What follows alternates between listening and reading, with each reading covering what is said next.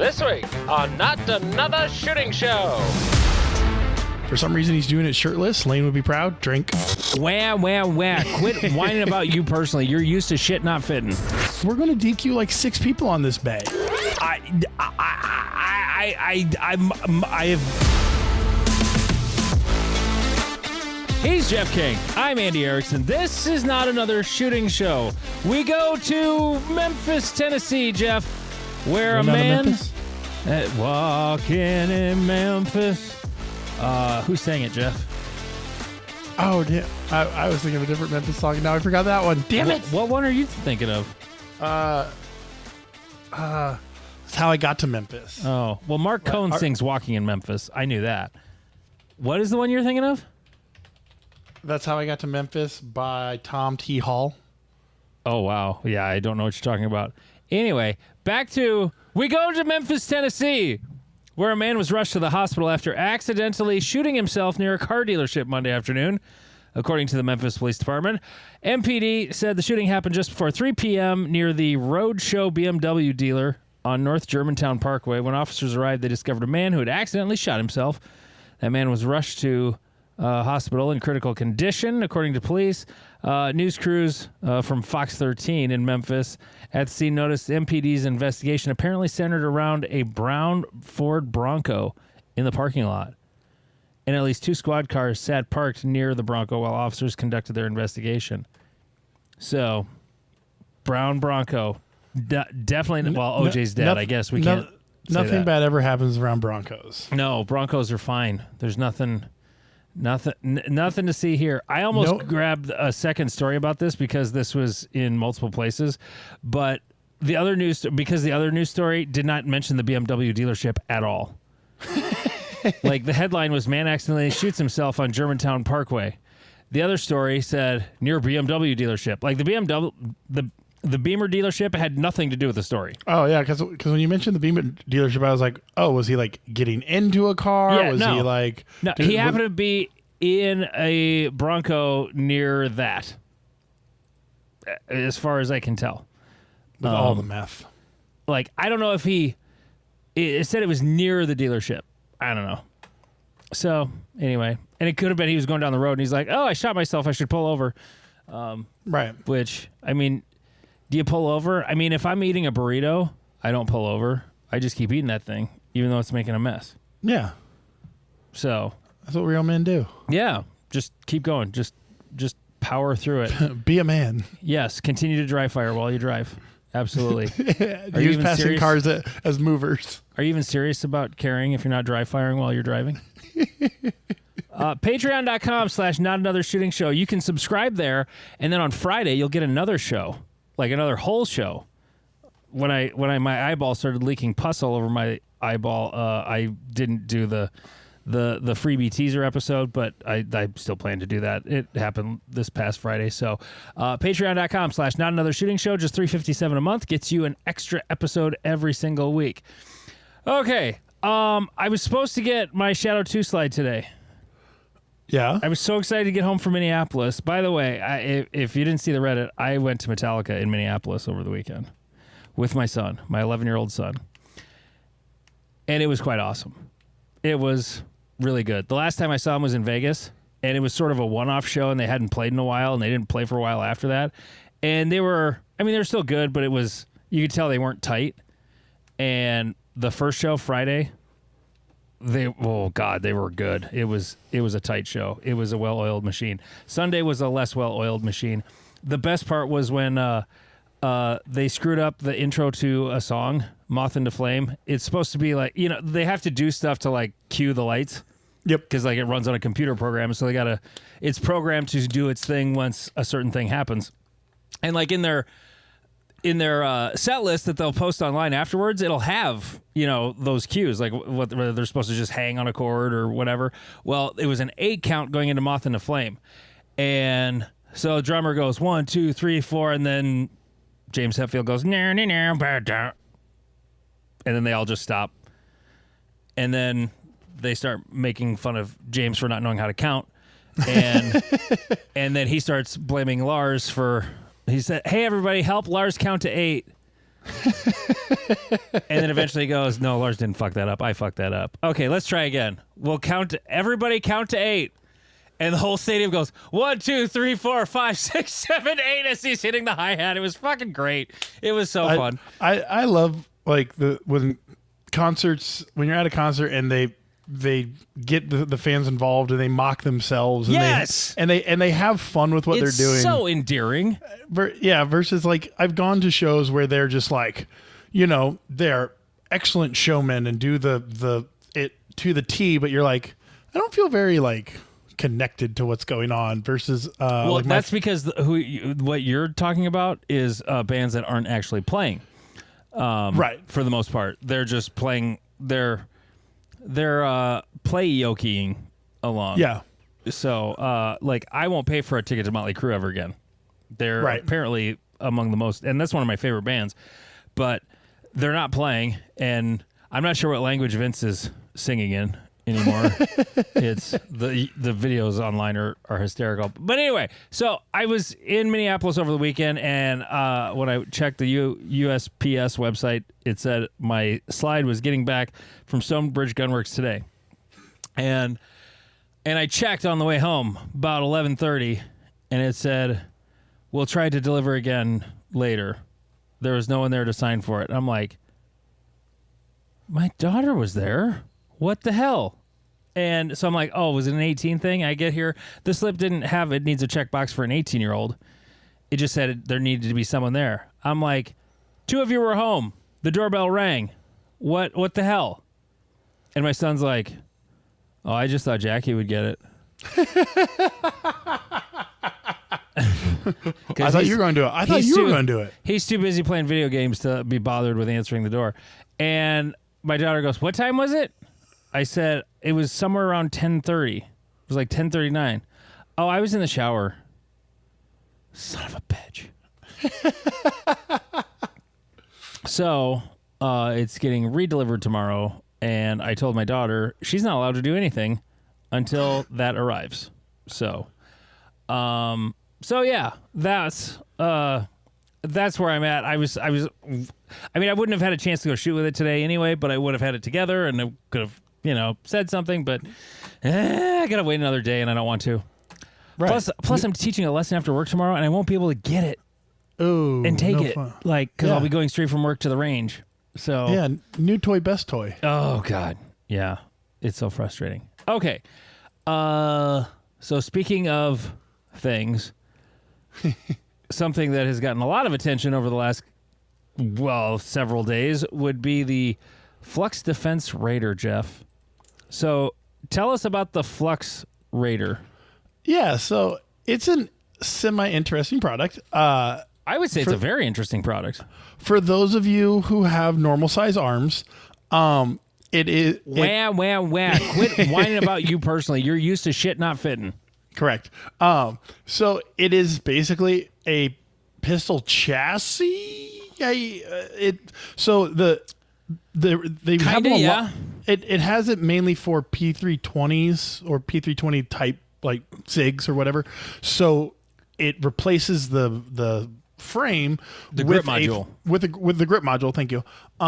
With a grip module that has a I believe these ones have braces on them, but they can be turned into short-barreled rifles. Yeah. They have a little, for those who've never seen a picture of it, it's at least the one he's using looks like to be all steel with even it has a magazine holder as the front piece so that you have something to grip hold of. And I've seen one, I don't know if this company makes it or if it might be B&T or another one, but there's one where you push a button and the stock just shoots back out and locks. So that one's super cool. This one looks like it folds out and basically it turns a pistol into a rifle. But the pistol can be a braced pistol. Yes. Or SBR. Or SBR, yes. So don't do this unless you have permission from the government, or you have a brace. I think it comes with the brace. Yes, these ones come with the brace. Yeah. I've seen them carried at basically the thigh holster. So they're one of the theories behind them is it gives you like cops, especially a easier gun to shoot because you have 3 points of contact, but you don't have to carry around a rifle that could be scary and or get in your way all day when you statistically are never going to need it. Mm-hmm. Whereas carrying this is just a big chunk of metal on your your thigh. So I think that this guy, from his post, he's one of the owners, co-owner, main designer. Yeah, it's his company. Yeah, I hope so, because he literally has the gun tattooed on his forearm. That is commitment. He was shooting it in USPSA PCC division, which is legal within SBR. And a club reported him. He was trying to make GM with this brace, it is a short-barreled rifle. According to him, he has turned it into an SBR. So it's a legal SBR. And according to USPSA rules, as long as your short-barreled rifle, quote-unquote, is registered with the ATF, you can use it. And so he made it to like 93% or something like that. He's an M. He's a very high M. And then they reported it to the DNRY. And the DNRY was like, yeah, that's not legal. And he's like, yes, it is. The post he made, he even quotes the appendix, handguns to carbine conversions are allowed, provided they meet certain criteria. Handgun, and I have the criteria in front of me right now. Yep. It's appendix D8, item 6, must have stock attached to be capable of being fired from shoulder position. SIG brace and any variant thereof is not allowed, like wrist braces of any kind, not allowed. Handgun to carbine conversions are allowed, provided they meet the criteria above. See special conditions. So, okay, it would not have a SIG brace. It would have a shoulder to allow it to be fired from the shoulder position. Okay. Now, 5.1.10. Now, so like the rule is, okay, so rule 5.1.10. Handguns with shoulder stocks and or foregrips of any kind are prohibited. Okay, so that's the rule. Okay. But under item 6, it says, the handgun to carbine conversions are allowed, provided they meet the criteria above. See special conditions. Special conditions are at the end of Appendix D8. First special condition, short-barreled rifles, SBRs, are permitted, provided that the competitor is in full compliance with all state and federal laws and regulations concerning ownership and transport of the SBR. Special condition number 2, handgun to carbine conversions are allowed as long as the conversion is shot in PCC division and meets the criteria in number 6. Okay, so it has a stock attached and it's capable of being fired from the shoulder position. Okay.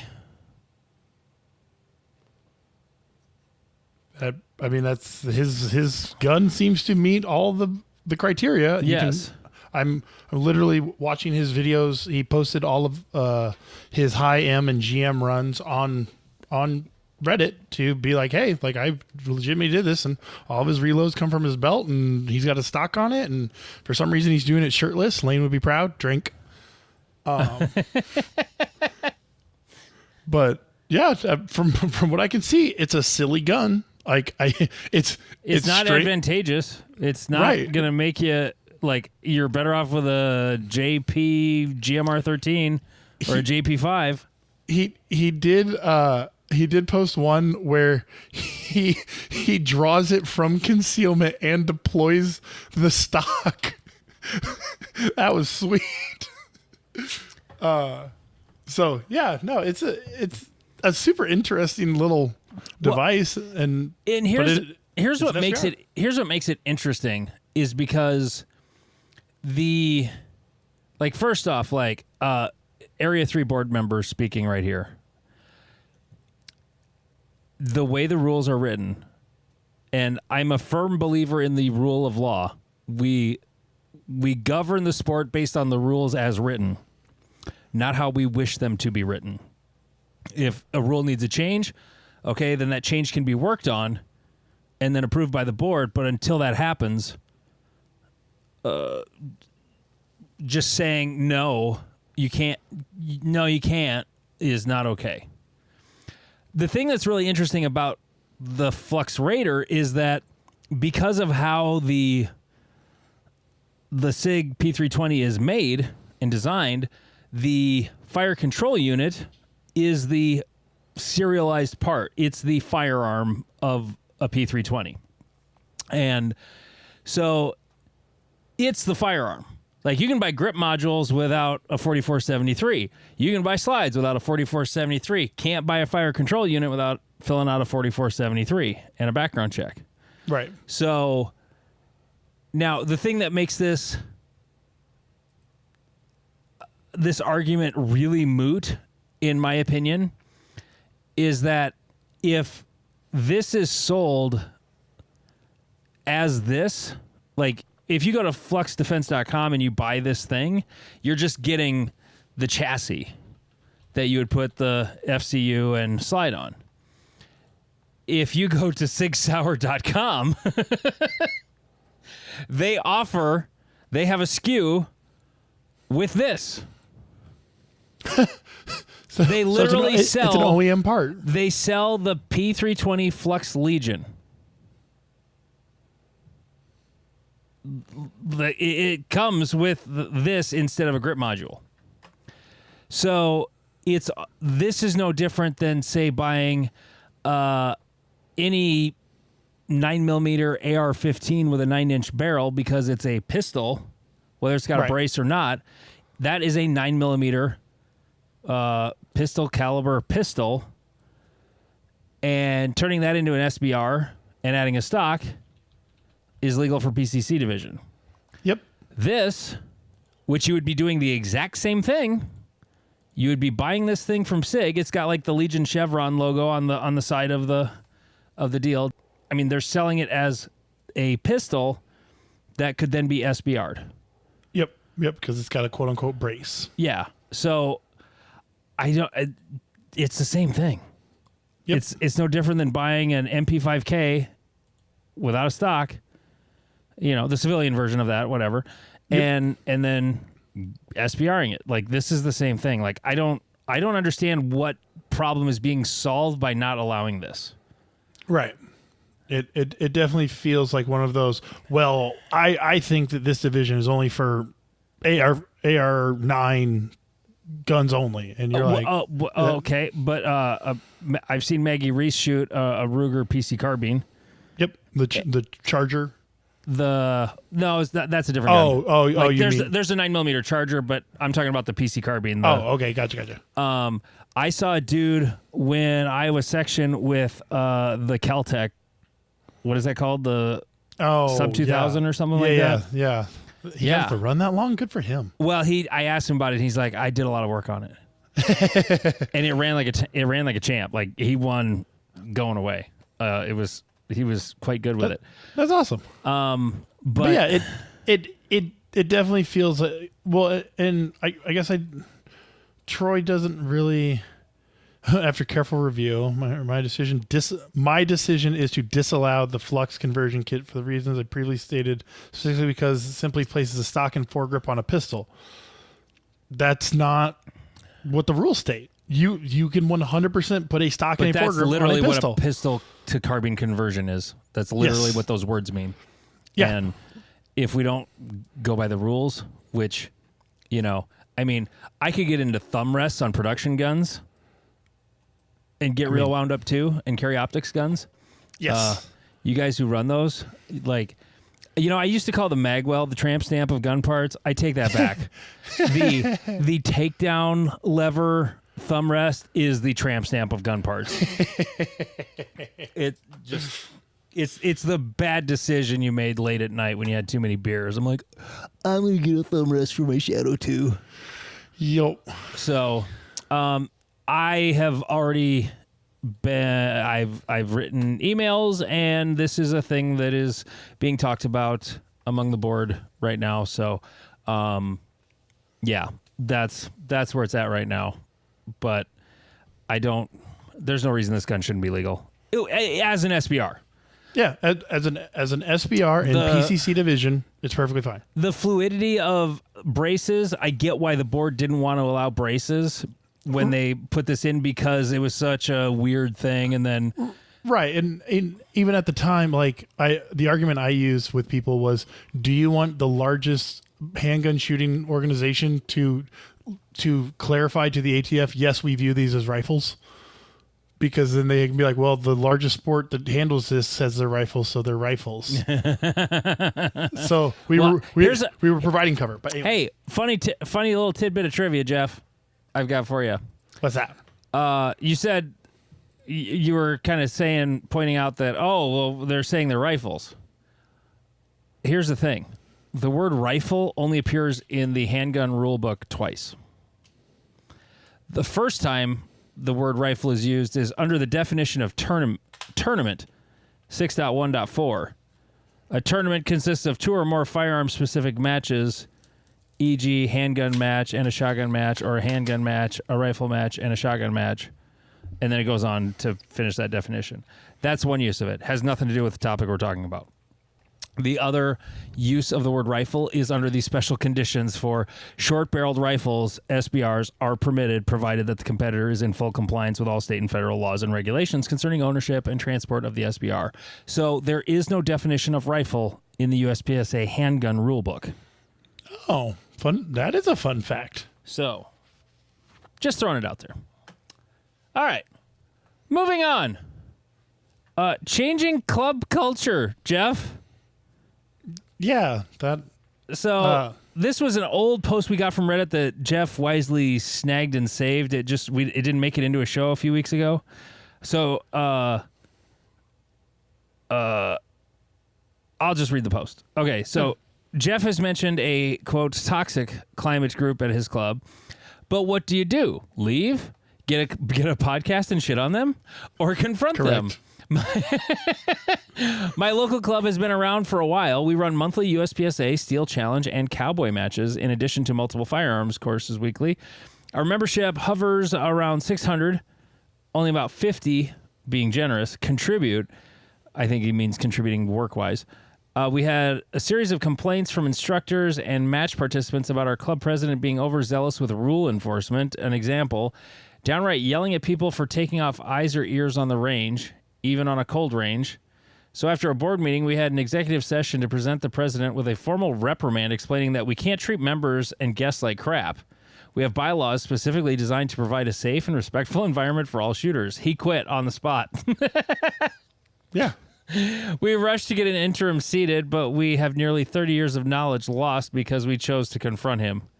Knowing what we know now, we know it was the right decision. Yes, I was about to say, like, you still made the right call. Like, you can y'all can figure the shit out. Like, it'll be fine. Right. So this is complicated because the different levels of toxicity that apply need different solutions. Right, because this was more like one guy was the problem. Right. Well, yeah, and like my first thing would be that you formally reprimanded him. That seems excessive to me. Like pulling the dude aside and being like, "Hey, bro, can you like not?" Would have been to protect his ego. Like that. There's one thing you got to know about like board of directors and volunteer organizations is you're not there because you like a paycheck. You're there because either you believe a job needs to be done or you want your ego stroked. And if you've been there for 30 years, you're the thing you needed fixed that got fixed a few years ago. You're there because you like being on the board. Well, I would say they like being in charge. Right. They get the ego boost from being in charge. Yeah. No, I think honestly, without asking the guy, I think that I would bet they felt like they had to give him a formal reprimand.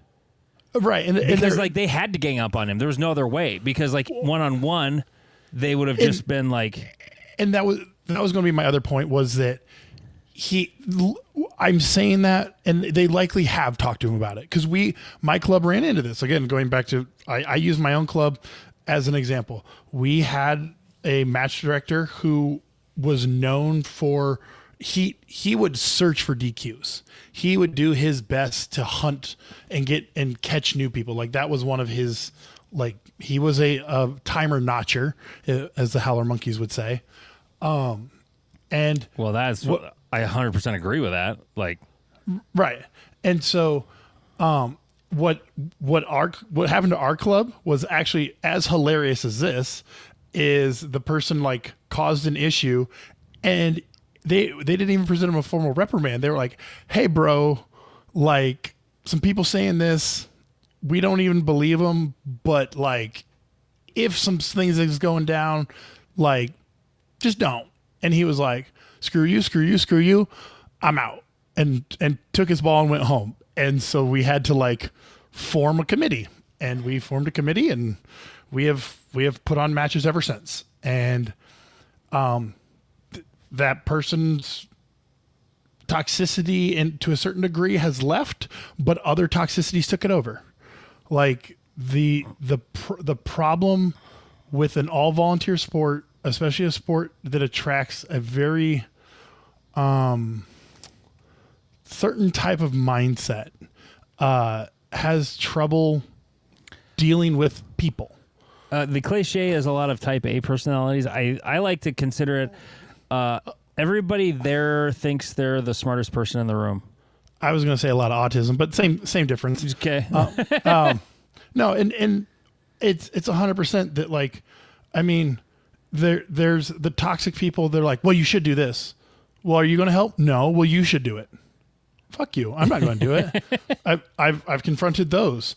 I've dealt with well, this would be cool if you did it. And you're like, okay, you're going to help. Like, yeah, I'll totally be there. They never show up. You're like, okay, Yeah. cool. Thanks, I guess. Then you get the ones that show up at 2 minutes before registration closes and leave. And then they have an emergency. I gotta let my dog out. My dog's been inside all day. Right. Bring him to the fucking match, dipshit. Yeah, exactly. So confronting, like, and the honest answer, what do? You take charge. You put yourself in a position to lead wherever you see the problem. A lot of times it's a lack of leadership or a lack of people wanting to confront leadership. Like, right. People who, like, some people just aren't leaders. They're you know, I don't mean this demeaning. It's just like some people are followers and some people are leaders. And some people are capable of both. You know, I like to think I'm capable of both. Like, I can be a leader. I can also be a follower. Like, I listen to my boss at work, you know? Yeah. Like, you have to have that skill also. But some people are like they probably would be good leaders if they just did it. You know? And that's where personality comes in. And I'm not afraid to just go, hey, I'll do this. Like, I'm going to do this. And right. Well, and there's no incentive to be a leader because, like, not really, no. And so, and understanding what levels of leadership are useful. I mean, we have one guy at our club who tries to take over everything he can because he's a good dude that's trying his best. But we're like, dude, you're putting too much on your shoulders. Like that ain't going to last forever. Like you got a life in a hurry. You're going to burn out real quick. And then then you have people like me. Like, I'm not going to sit here and tell you I'm not toxic. Like, I'm lazy. I don't deal with people well. I don't take criticism. I don't take certain kinds of criticism well. I'm very confrontational. I'm not diplomatic. Like, I am not. I would say that I'm not a great leader. But I don't think you have to be diplomatic to be a good leader, but it helps. Right. But, like, I get thrust into leadership positions because no one else will do it. And then so what I run into is... But that is literally that's part... I mean, I don't think... Well, no one else will do it. I guess I will. I wouldn't say that that is a defining characteristic of a good leader, but it's a characteristic of a leader. Like, yeah, you're literally the one who took it on. So... Right. And so what I... Like, understand at its core, a match needs 12 dudes, 10 or 12 dudes that want to be there. Does it need that many? Shit, I know of clubs that can do it with 6, but I was trying to be generous and be like, hey, well, like, I guess here's to keep it alive. I think you really just need a core of like 2 to 4. Like to keep it running. The basic core to keep it running, and then like facilitate the other people to get it done. Right. You know, you don't need 12 people. Like that's sort of the system you guys have, but it kind of screws you sometimes because then when it's somebody's turn, you know, then all of a sudden you do have. I mean, you guys are good at delegating it. Like, hey, we need someone to build this bay. We need someone to build this bay. But then all of a sudden it's the weekend where nobody will do it. Yeah, and sometimes going back to like to confront people, sometimes you have to cancel matches. Yeah, and don't be afraid to do that. Right, don't be afraid. Like our last Hit Factor match at my club, we had 6 bays reserved. We found 5 stage builders, so we had a 5-stage match. And people bitched about it, didn't they? There was some conversation around it in the morning, but by everyone getting done around noon, they're like, "Oh my god, I'm glad we don't have another stage to shoot." But yeah, there were. Yeah, people we like, never do more than if we do 6 stages at Sioux Falls Practical Shooters. It's like 2 really itty bitty ones, like right? Really itty bitty. My club is legendary for trying to have like all 27 round stages, 7 of them. Yeah, like so it. And so I would say like what you do about it is you step up, you do what you can to either take over leadership roles or to box out toxic people.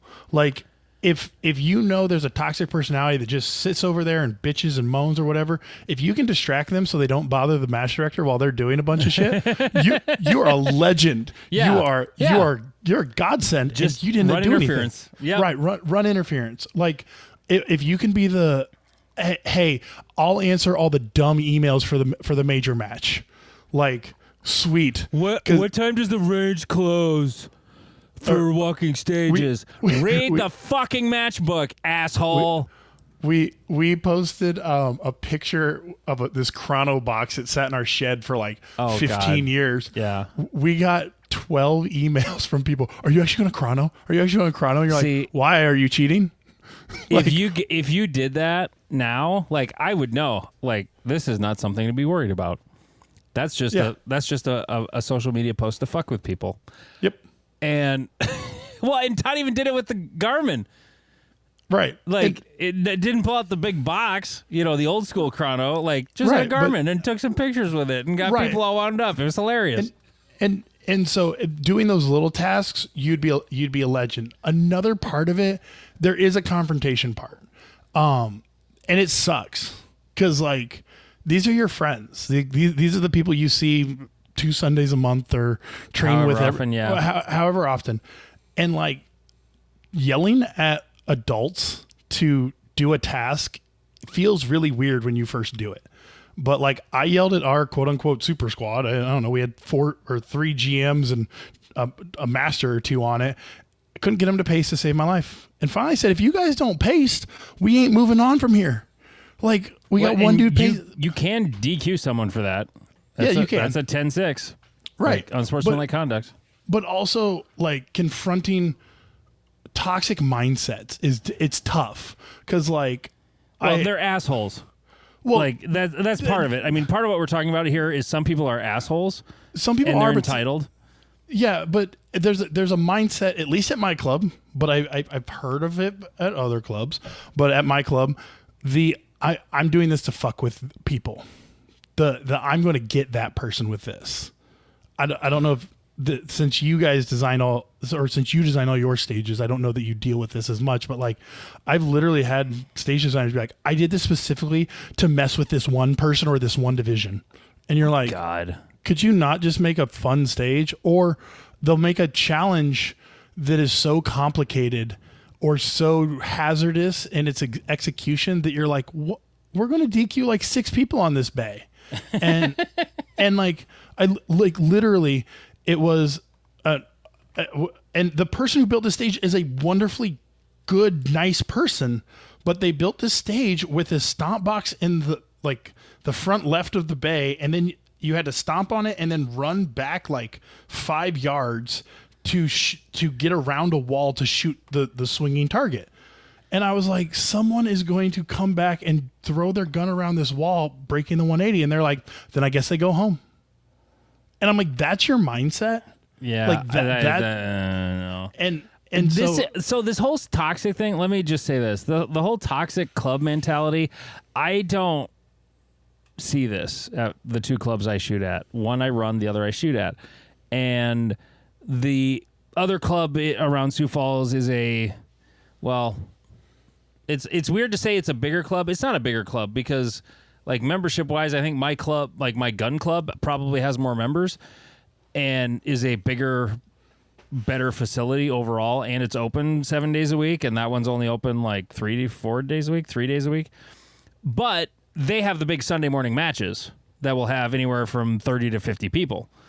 Our matches are on Wednesday nights just because they kind of have the lock on the weekend ones. I just thought, well, a nice supplement to that would be a monthly weekday match, you know, for the people who can't shoot on Sunday mornings. So, right. And I didn't want to try and find all the Saturdays throughout the year that work and don't conflict with them. And, you know, it was just easier to like, we're just going to do one weeknight a match a month. Yep. There. And that one's challenging because I used to design all the stages for it. I haven't lately because I've had a couple of people volunteer to design stages. So usually I'm only designing one or two. And then those guys are doing one or two and then throwing a classifier. So, and we never have more than 4 stages in our weeknight match. And it's usually a short course or 2. Usually it's kind of almost IPSC. It's like 2 short courses, a medium and a large. Yeah. You know, and it's pretty slick. We start shooting at about 6:30 and usually we're done right around 8, you know, and it's because it's a weeknight, you know, 8:30. That gets a little more sensitive, as we get closer to the fall when the sun goes down earlier. But we're getting lights, so that will be less of a problem. Nice. We'll have light to tear down at the next night match, Jeff. Yay. Not that you'll be there to help, but you're driving from 3 hours away. It's okay. We helped tear down, you son of a bitch. Oh, that's right. You guys did haul a couple walls before you left.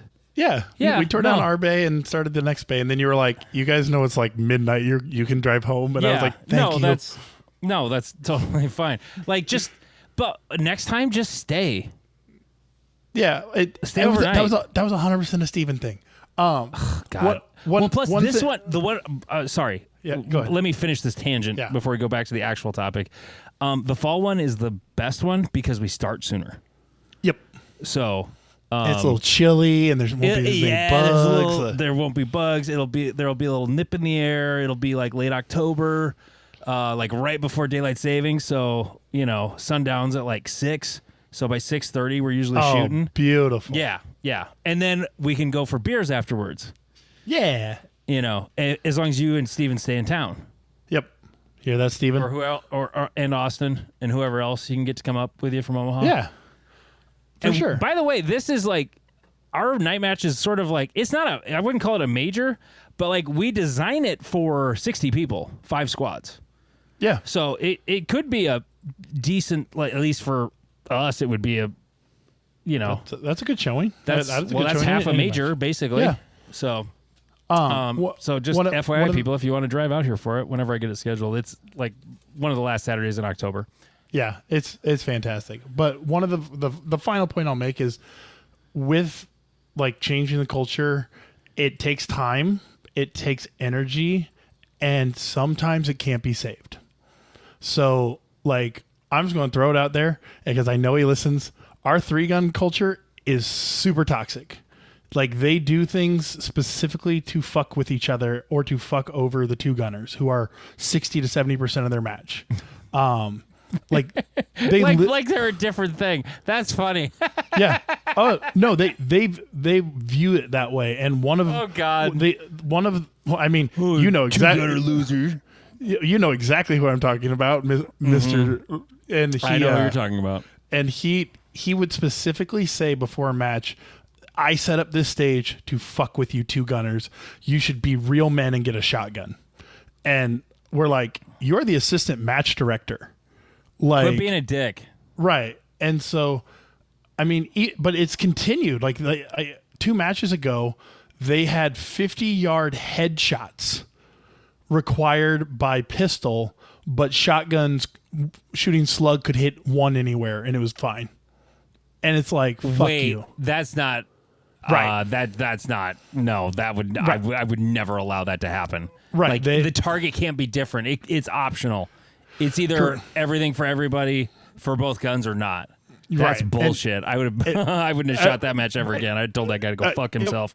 Yep. And so like that's the culture of my 3-gun. And like and again, I like several of the people involved, and I've had a conversation with one of them who I'm very good friends with, who was like, dude, as the match director, I know this rule and no one else knows it, and so I can use it for an advantage on the stage that I'm designing and building. And I went, you're the goddamn match director. It's your job to inform them of what they are allowed to do.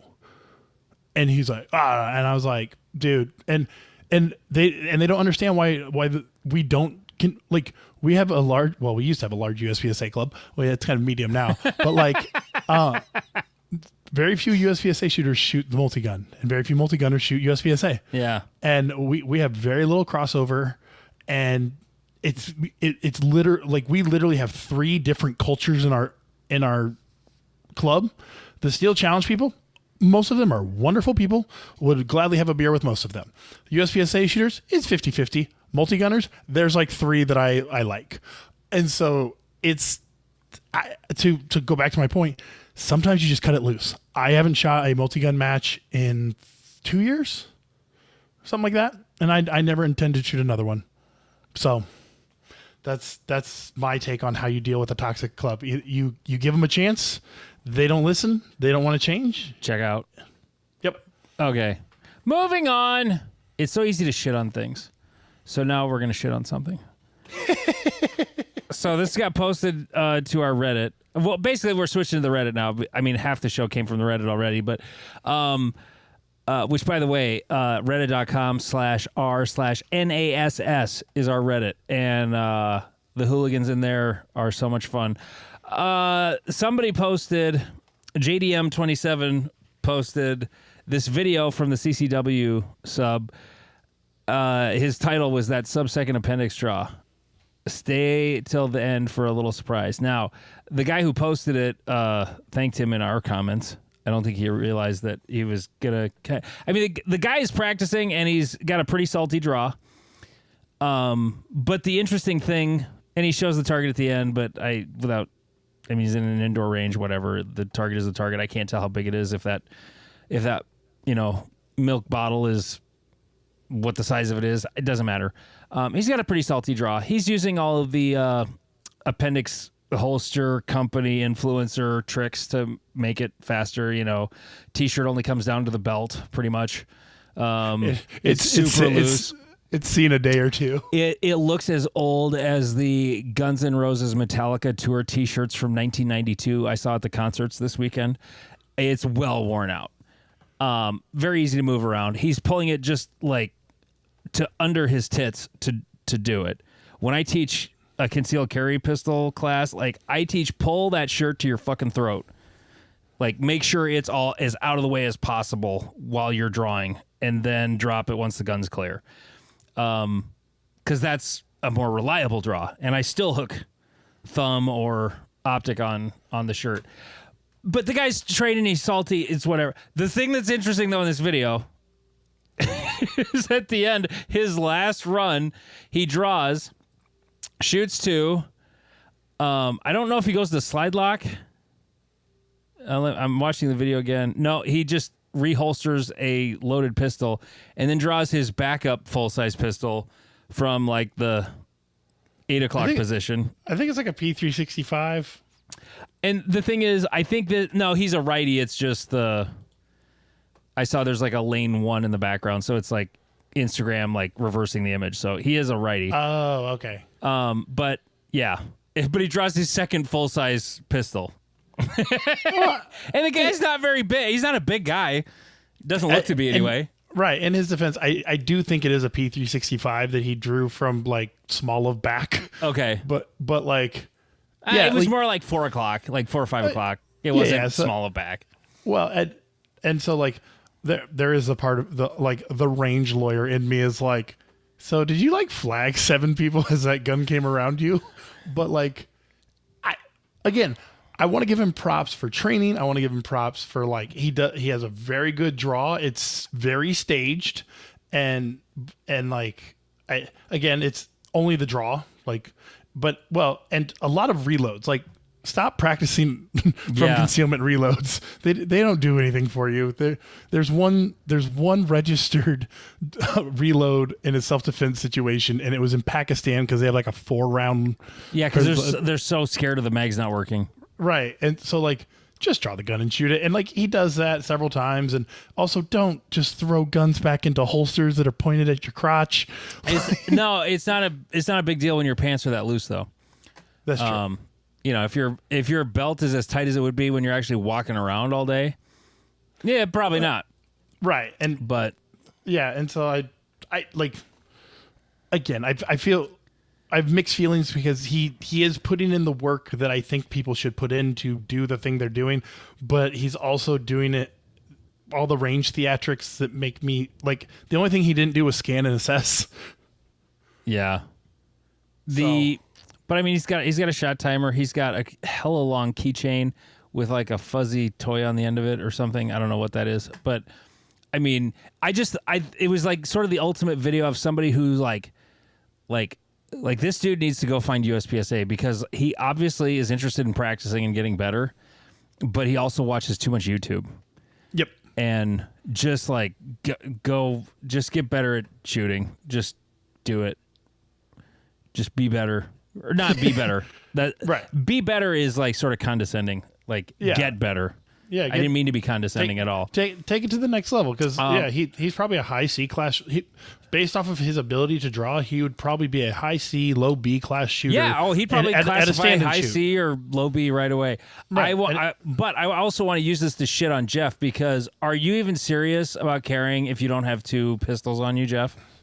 I mean, I'm always carrying 3 guns on me. I don't know what you're talking about. Okay. Well, you got appendix. You got little Jack Johnson, little Mike Tyson.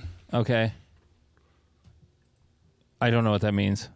My arms I got 2 guns. One for each of you. One for each of you. Some of us have learned the art of throwing hands. Yeah. And we are very comfortable with it. That's that. Okay, gotcha. Yeah. No, I totally missed that when I read the comments on Reddit. I actually said that line from Tombstone to somebody the other day, and they didn't know what I was talking about, and I wanted to punch them. I'm like, how could you have not seen Tombstone? I got 2 guns, one for each of you.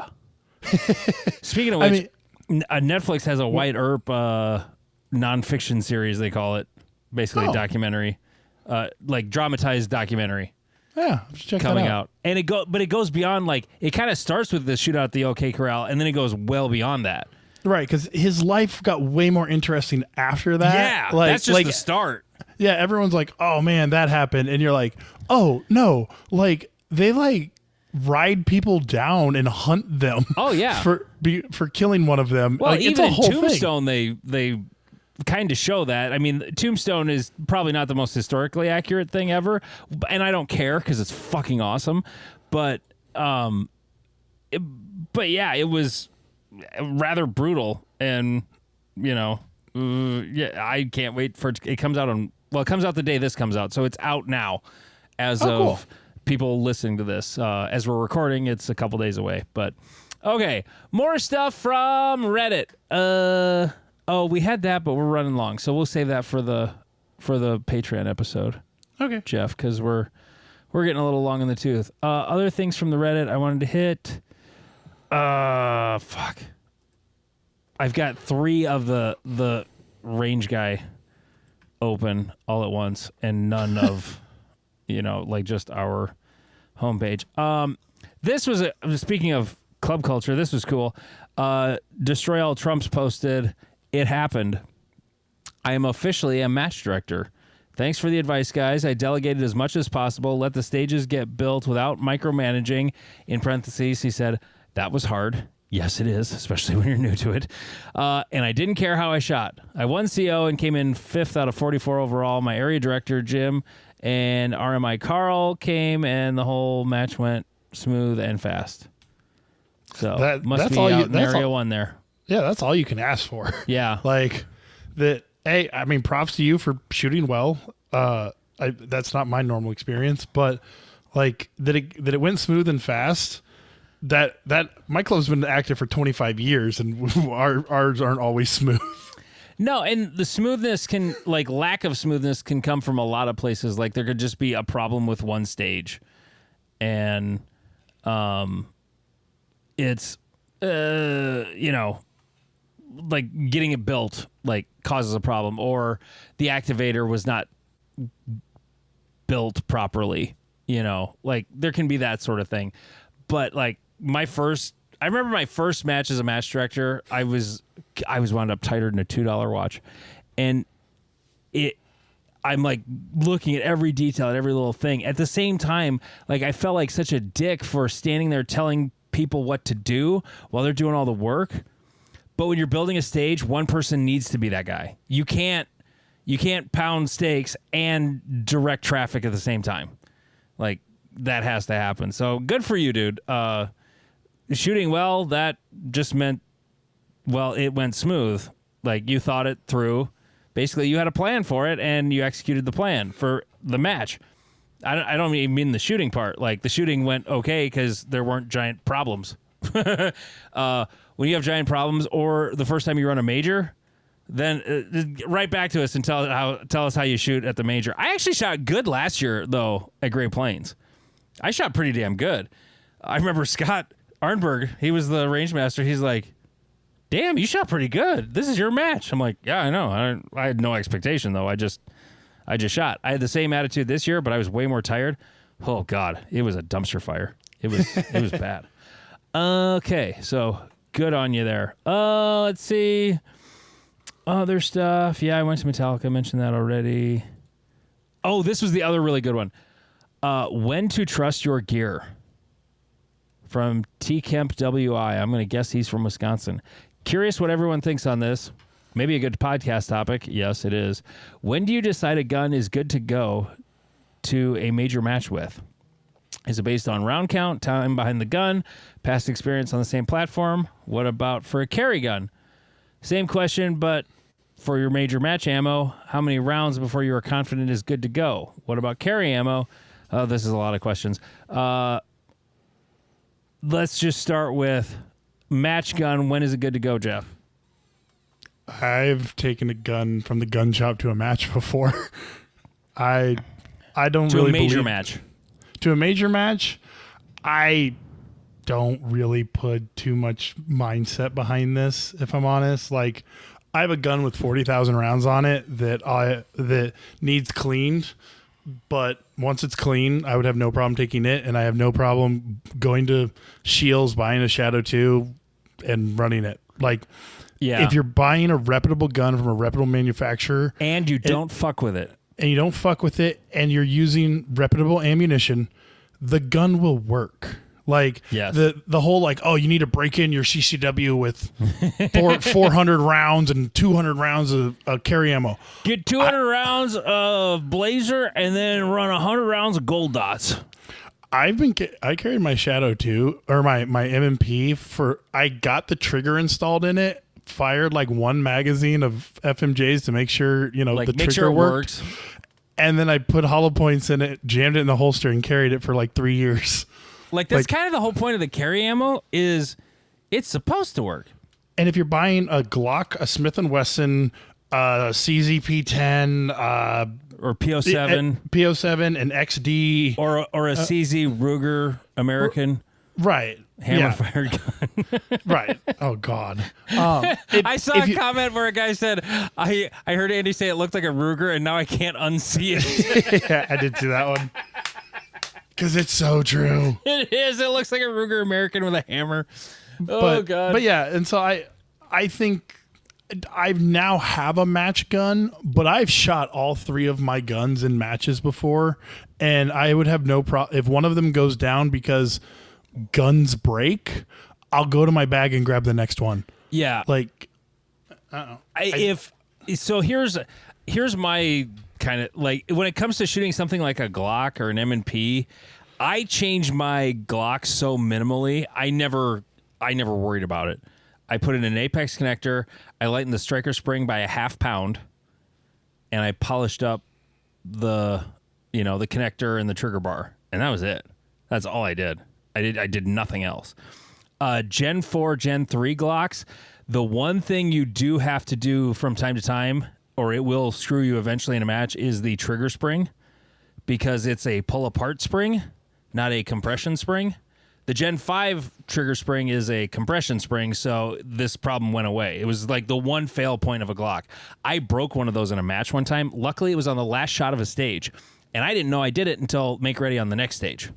Yep. When I went, and this is why people like pull out their gun, check their dot, rack the slide, dry fire a shot, because my trigger didn't go back after I racked the slide again. It was dead. It wouldn't reset. I'm like, oh, this is not good. And so then I switched guns. Luckily, it was on make ready, so I didn't start shooting. But and that's the thing is, any gun can break at any time, and any optic can break at any time. I literally just had a SRO go down that it's starting to flick on and off. It's at 40,000 rounds. I don't know. It survived 40,000 rounds. Go me. But I can't tell you what round is going to be the one that finally breaks the next one. Yeah. Or when the Holosun's going to break. So I think I get the mindset behind this. And there's a part of me that wants to go buy another Shadow 2 and make it my new match gun. And so it's all brand new and spit and shiny. And I'll take it to the match the second that it's polished up and I feel like it feels good in my hand and I'm good with the trigger. I'm going to a match with it. I trust them.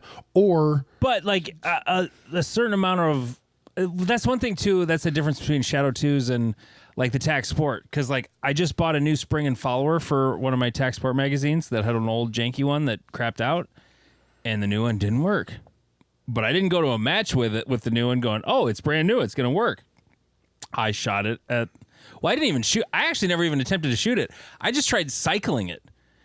Yeah. With dummy rounds, and it fucked up. Like, it's FUBAR. Like, I don't know what is wrong with this follower, but it just does not work. Well, and that's the thing is like sometimes things are just not going to work, and you're not going to know. So I don't know that there's a when do you decide a gun is good? I don't know. When I bought it, like I'm not going to lie to you. I do walk up to a stage and go, please don't fuck up. Please don't fuck up. Please don't fuck up. Because I've going to your next question about your major match ammo. I shot the same ammo for like 2 seasons, and it has given me like double feeds and dumb shit, and then it'll go 1,000 rounds with no problem. Oh yeah, I've fucked up Syntech. I've had my reloads fuck up. Well, here's the thing with CZs are a little picky with ammo. That's why we put extended firing pins in them. No, well, I mean, there's that, but there's also just the fact that they've got a tight chamber, and they like shorter bullets. You know, if you're reloading your own, definitely get a trunk. Either make sure they're seated real deep, or if you're getting a bigger bullet, make sure they have a truncated cone. You know, and your load will need to be adjusted for that as well.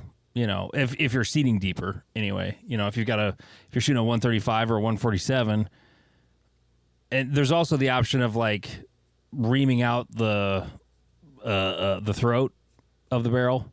I know that's a thing a lot of people will do with a Shadow 2. Yeah, I just went truncated for mine. Yeah, it's way easier to just do that. And so, yeah, once you find ammo that works, hope it doesn't fuck up, because it's shit happens. I've watched Glocks go down. I've watched people shoot. I mean, but what Glocks went down? I saw a dude. Well, normally it's modified Glocks. I did see a guy in a training class buy a Glock from the range that we were having the class at, and then go straight up and start shooting it in the class, and it went down. That was funny. It was probably dry and he didn't wipe out the oil, packing grease. Like don't just take a gun out of the box and go straight. Like you kind of have the packing oil and the oil you shoot with are not the same. Right. Like one is meant to preserve the gun on a shelf for years in a potentially humid environment. The other is like when I got my TAC Sport, that was the greasiest fucking thing I ever saw. It was like an old M1 in Cosmoline. It was crazy. Yep. But like Glocks aren't that bad, and I've had students show up with brand new Glocks and they do run. I said, probably probably a good idea to run a little oil on the inside, Right. Find an oil that has a metal needle to apply it and just put little tiny drops all the way through, and it's going to be real good. And so another part to this goes back to like quality ammo from a quality manufacturer. Like if you're doing reloads, test your reloads with whatever gun you're doing. But I would think at this point, most gun companies have tested their guns with 124 grain HST or a comparable thing. Now, if you run that, like, what is it, 90 grain? The really light. Okay, are you talking about carry guns and ammo now? Yeah. Okay. But yeah, if you're running something stupid or weird like that, I don't think they're stupid. I think I carry a 100 grain bullet that's plus P, and the Powerball Corbons. Those are pretty cool. Corbons was a reputable one. There's one that's no. Is Flood it Magic. Underwood? No, it's not Underwood. It's from the 77 grain. It's something very unreputable, but basically, you're not talking about the double tap 77 grain. I don't think so. For 9mm? Yeah. No, I don't know what company I'm thinking of right now, but because that's what James Reese carries in the terminal list books. So yeah, it's got to be good, right? So Jack Carr, he'll take money for advertisements in his books. That's for sure. Hell yeah! But yes, get 124 grain HST, carry it in a reputable polymer frame gun. You're good to go. I fire one magazine out of it, make sure everything that I've gotten all the cosmoline out of it, and that's my carry gun and ammo. I disagree with you slightly, but I don't disagree with that ammo for the gun you carry, because I know what gun you carry. It's a 5-inch M&P. I like, if I'm shooting something that's small, if it's got a shorter barrel than like a Glock 19. Like you're talking like a shield or, something in that really small category. I like lighter bullets, lighter for caliber, for sure. Like the 100 grain Corbon, which are really hard to find. I've never tried the 77 grain lead free double tap, but I like really fast bullets that expand really fast. In a carry gun. That's kind of what I'm going for. I'm not a cop. I'm not shooting through windshields and car doors. My biggest concern is going to be, could that happen? Yes, of course. I hear you, Timmy's like, well, how do you know you're not going to shoot somebody through the windshield? I don't. But I also, if I'm inside the car, I also have a gas pedal. So that's also an application of deadly force I can use in that situation. Right. So, a 2-ton spear works very well. Yeah. Is that plus P? Well, it's got a supercharger. I think so. It's got a Hemi in it. Yeah. Yeah. Somebody needs to come out with Hemi ammunition. Because that trademark has not been, Hemi does not have the trademark on ammunition. The one I was thinking of are the ARX interceptors. They're 65 grain, and they have this weird injection molded blended polymer matrix something. Again, non-reputable, non-hollow point. And so I think this is something that people talk about all the time. Those bullets are interesting because they're so weird. Yeah. It's like a displacement, it's going for making a shockwave, but you know what also makes a shockwave? A bullet that expands. Yep. So I like that. And they're cheaper than these. Yeah. I'm just going to throw this out there. I don't rotate ammo.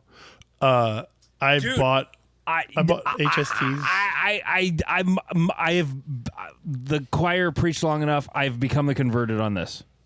Now, do I rotate it every 6 months? No, I'm a realist. But I had the same mag of critical defense going into my Glock 19, and all of a sudden one day I noticed, well, that one looks like it went inside the case. Like it got cold and his wiener got sucked in. And sure, it did. The crimp just lost hold of the bullet, and the bullet kind of fell into the case. I've got it on my shelf right behind me. I saved it. So Was that the top round or like the one? Oh yeah, it was the top round going in and out, in and out, in and out. You know. Oh yeah. Here's the thing for me. But like I rotate that one too, and I have no idea which one it was and how long it took. Plus, like even reputable ammo manufacturers have a lemon here and there. Like true, it happens. They're not perfect. This is why we tap rack.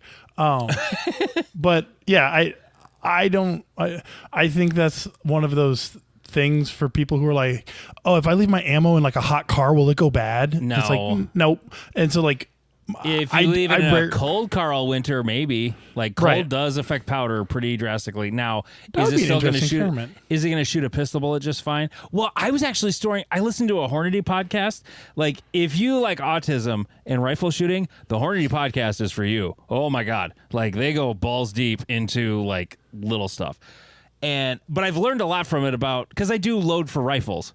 And there's some stuff I learned from them that, you know, like, oh, that's why I had a really high pressure 30-06 when I tried 220 grain bullets. Like, because the throat was probably, there was no jump between the bullet and the lands and grooves. You know, like the bullet was like already there. Well, if the bullet's already there and you've got powder meant for a load that doesn't put the bullet right there, there's actually like, even though it's happening so fast, that little jump of, you know, 1/8 of an inch, if that's not there, the pressure can spike like by a huge amount. And I was like, oh, well, that explains why my 220 grain bullet was going 2,500 feet per second when it should have been going like 22, you know, like that's overpressure. So it was scaring me. But anyway, the whole point of that was, I forgot my point. I went down a different rabbit hole. Fuck. What was I talking about?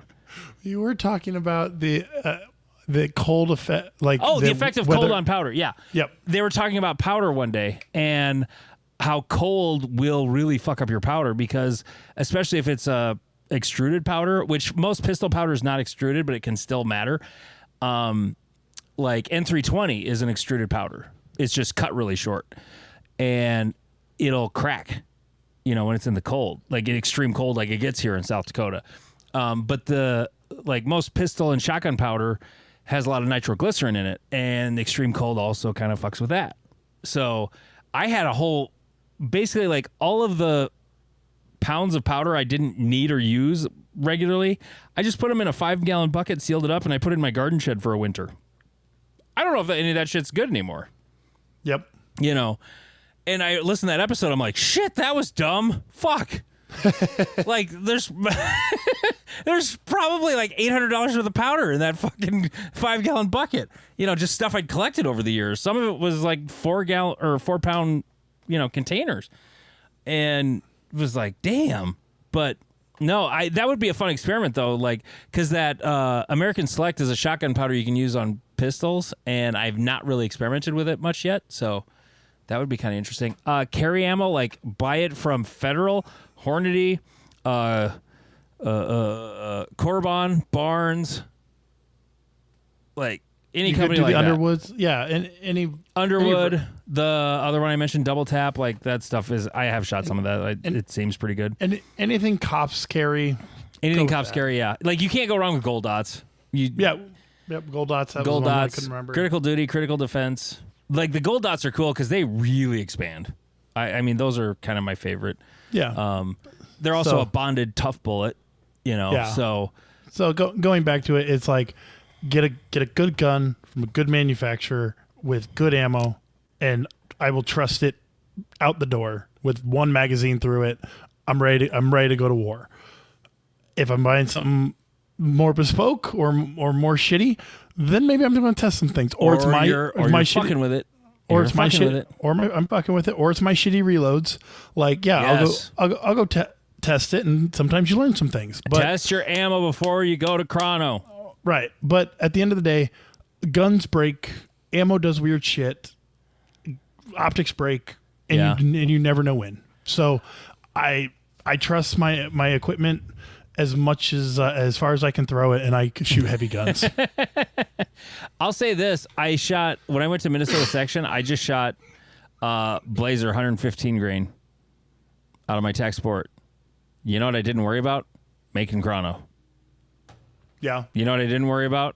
high primers, shitty primers, sideways, upside down primers. None of that stuff happened. I didn't have a single ammo-related malfunction. When I haven't had much trouble with my ammo. I do in practice because I don't do anything to check ammo for practice, but I will case gauge it and make sure the primers are all oriented correctly before I take it to a match. But outside of that, there is a lot of comfort in taking factory ammo to a match. There really is. Like new factory ammo, Jeff. Newly manufactured ammo. I'm kind of over Super Val, and I'm thinking of just getting like 124 grain Federal American Eagle and just making that my match ammo. Of course, you would be that bougie that you'd buy the $25 box of ammo when you could buy a $15 box of Blazer, and it would be Blazer just fine. In stock. What? I tend to buy from Target Sport USA if I'm buying Oh, you could also buy from Sioux Falls Shooting. I know a guy that works there who can get you ammo probably even better. Oh, perfect. But, anyway, thank you so much for listening. If you would like to listen to a second episode this week, a second full episode, go to patreon.com/notanothershootingshow. There will be another episode out on Friday. He's Jeff King. I'm Andy Erickson. This is Not Another Shooting Show.